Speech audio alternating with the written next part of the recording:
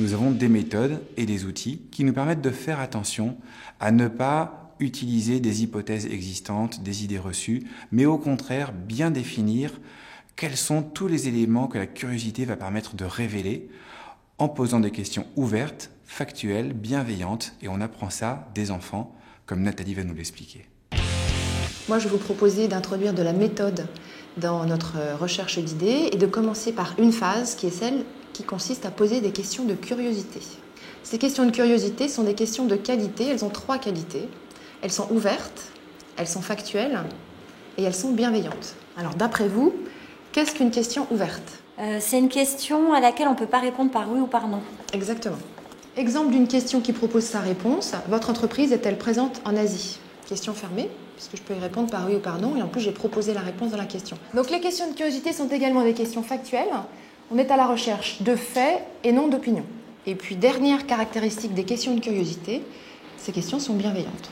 Quand on donne le défi aux participants, les questions fusent. On a des questions sur l'environnement, le contexte, les enjeux, l'historique, pourquoi ce défi ? Et nous, animateurs, ça nous demande une grande disponibilité, une grande présence. Et en même temps, il faut qu'on soit en capacité de tendre aux participants un miroir pour qu'ils puissent voir leur cheminement intellectuel. Et pour tendre ce miroir, on a un outil extraordinaire, c'est Papershow. Papershow, on va garder la trace de tout ce qu'on a noté.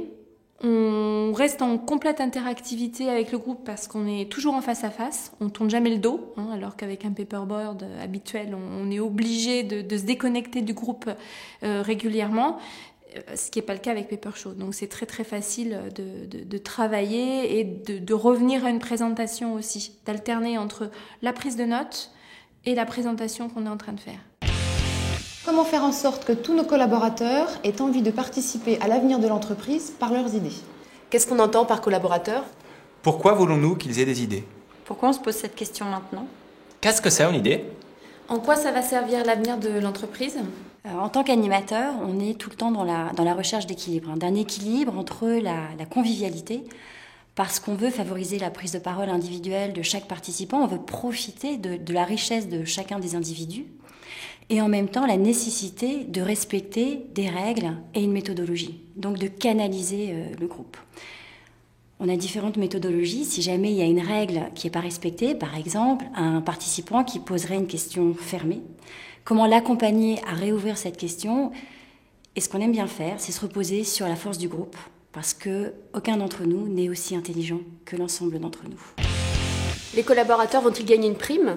Alors là, vous ouvrez un champ intéressant. Simplement, la question est-elle une question de curiosité ? Voilà, elle est fermée. Alors, comment pourrait-on l'ouvrir ? Quels sont les avantages pour les collaborateurs ? Oui. Donc les outils permettent de décaler nos idées, décaler nos points de vue, décaler nos questions en l'occurrence, puisque empathique va être utile dans toutes les phases de notre méthode, mais en particulier sur la phase question. Nous avons des personnages, le premier de chacun des 7 familles, qui sont des curieux.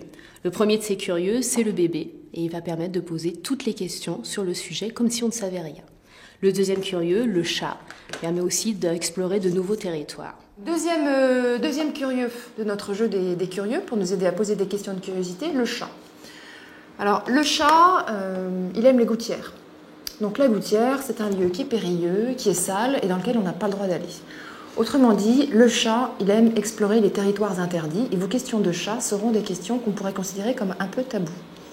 Donc c'est le moment d'oser les tabous et de poser des questions de chat. Je vous écoute. Comment s'assurer que les idées seront appliquées ? Donc, attention Simon, c'est une question qui appelle des opinions. Comment est-ce qu'on pourrait la rendre plus factuelle ? Que sont devenues les idées des dernières années ? Très bien. Un aspect intéressant de notre travail, c'est que nous avons 2 ensembles de méthodes.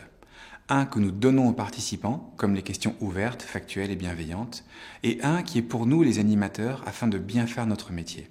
Notamment, dans une phase comme la phase de questionnement, nous voulons nous assurer que nous avons vraiment ouvert tous les possibles. Et pour cela, nous avons la fluidité, qui consiste à creuser, détailler, dire quoi d'autre, mais encore, et la flexibilité, qui consiste à dire là, on a ce qu'il faut, et si on allait chercher ailleurs, dans une autre direction, qu'est-ce qu'on pourrait se poser comme question nouvelle ? Et c'est ce que fait Nathalie. Comment choisir les récompenses les plus motivantes ? Comment relie-t-on la valeur d'une idée à la valeur de la récompense ? Alors, on a bien exploré la thématique de la récompense à travers vos différentes questions. Qu'est-ce qu'on pourrait ouvrir comme nouveau champ ? La méthode d'Actoine repose sur 3 étapes. la question, l'idée, l'action. L'étape de la question est fondamentale. Grâce à des bonnes méthodes, comme des questions ouvertes, factuelles et bienveillantes, grâce à des bons outils, comme le jeu empathique, avec le bon matériel, comme le paper show, et avec une compétence acquise au fil des ans sur la fluidité et la flexibilité pour capter tout le champ des possibles, on arrive à totalement réorienter le groupe vers le défi le plus pertinent, le plus intéressant, celui qui va ouvrir une autoroute aux idées dans la phase suivante.